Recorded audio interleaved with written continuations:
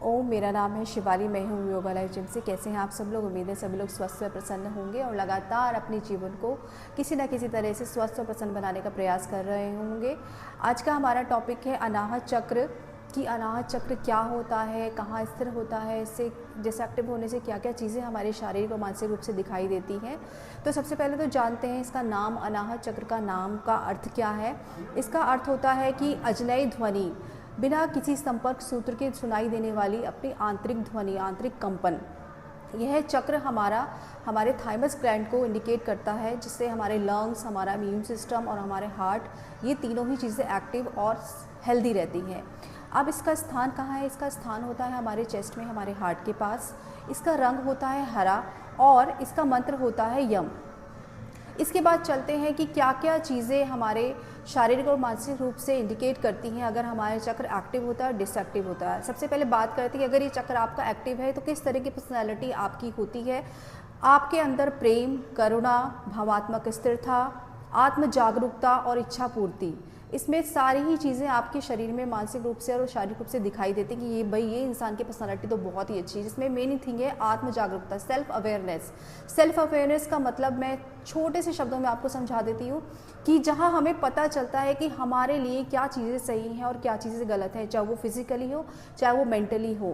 कि देर तक सोना और देर से जगना, दोनों ही चीज़ें मेरी हेल्थ के लिए सही नहीं है। जंक फूड खाना मेरे लिए सही नहीं है, back to back, once in a week you can try. तो ये सारी अवेयरनेस आपके अंदर आती चली जाती है, जहाँ हम सोचने पे मजबूर हो जाते हैं कि ये मुझे नहीं खाना है, ये मुझे नहीं करना है, this is not good for my health. ठीक है।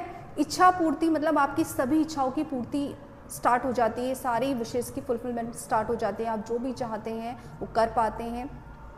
और भावात्मक स्थिरता मतलब इमोशंस पर आपका कंट्रोल आ जाता है, आप अपने इमोशंस को बैलेंस रखते हैं। जब आप बहुत ज़्यादा खुश होते हैं तो एक्साइटमेंट नहीं शो होता है, जब आप बहुत ज़्यादा दुखी होते हैं तो अपना फेस पे, आपके इमोशंस पे कोई आपके फिजिकली दिखाई नहीं देता कि भाई ये इंसान तो बहुत ही ज़्यादा दुखी है। आप बैलेंस रखते हैं उस चीज़ को।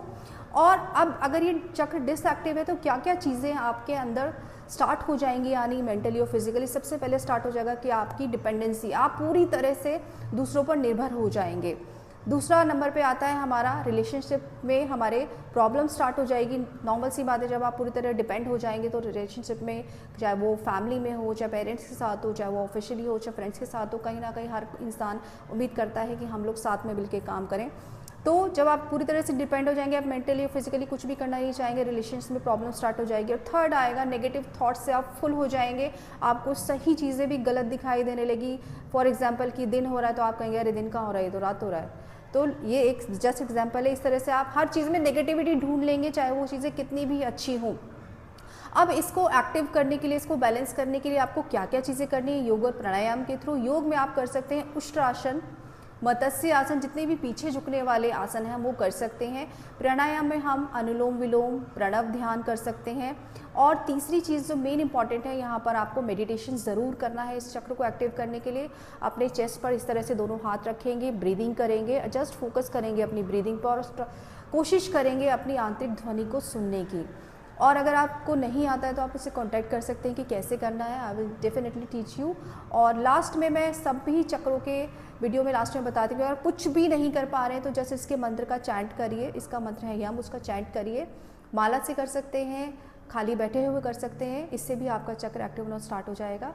और नेक्स्ट वीडियो में हम मिलेंगे विशुद्धि चक्र के लिए, मिस मत करिएगा क्योंकि ये बहुत ही इंपॉर्टेंट चक्र है, मोस्टली फीमेल्स के लिए, क्योंकि ये हमारा थायराइड ग्लैंड से रिलेटेड होता है, हमारे हार्मोन्स से रिलेटेड होता है, और हार्मोन्स के इश्यू सबसे ज़्यादा फीमेल्स को होते हैं। तो मिस करने मत करिएगा नेक्स्ट वीडियो को। तब तक के लिए धन्यवाद, ओम। और सब्सक्राइब और लाइक ज़रूर करिएगा चैनल को, और मोर इम्पॉर्टेंट वीडियोज़ देखने के लिए धन्यवाद।